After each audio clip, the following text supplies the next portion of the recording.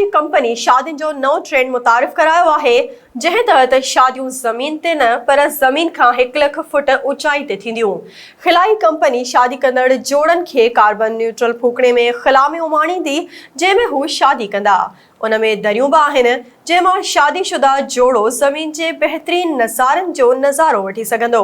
खिलाई फूकणे में 8 मुसाफ़िर ऐं 1 पायलट जी जाइ हूंदी। उॾाम में मुसाफ़िरनि खे वाईफाई, शानदार कॉकटेल ऐं लज़ीज़ खाधनि सां पिणु नवाज़ियो वेंदो ऐं ॻाइण वॼाइण जो पिणु बंदोबस्तु कयो वियो आहे। खिलाई कंपनी तरफ़ां इन उॾाम जे 1 मुसाफ़िर जी टिकट 3 करोड़ 40 लख रुपया मुक़ररु कई वई आहे, जॾहिं त इन प्रोग्राम खे 2024 में शुरू करण जो इम्कान आहे।